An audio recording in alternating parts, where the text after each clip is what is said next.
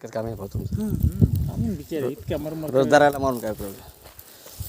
अरे ना बिचारे सरपुरी हे आपण आज बाबुळगाव या ठिकाणी पांडुरंग संभाजी ढोरे यांच्या शेतामध्ये आलेलो आहोत आणि आता त्यांची हळद काढणीचा जो कार्यक्रम चालू आहे. आपण यांना हळद पिकासाठी मल्टीप्लायर दिलं होतं, तर त्याच्यासमोर हे आपल्यासमोर आता शेतातली आता हे काढणीचा प्रोग्राम चालू आहे.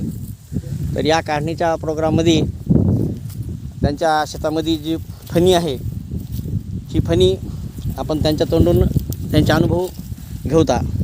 तर आपण याच्या अगोदर मल्टीप्लायर वगैरे असं काही वापरलं होतं का? आपण वापरलं नाही.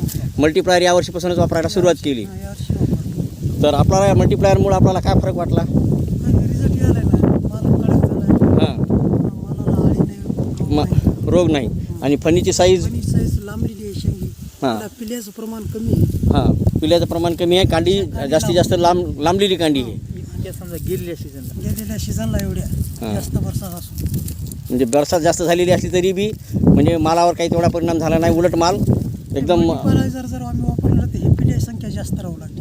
जास्त राहिली असते. पिले कमी आहेत यावर्षी हां, फर्टिलायझर पिले नाही तशी यावर्षी. हे बघा, एकच असं म्हणून नाही की असं हे याच्यामध्ये भरपूर आपल्याला बघायला मिळेल की हे संपूर्ण जे आहे ते याच्या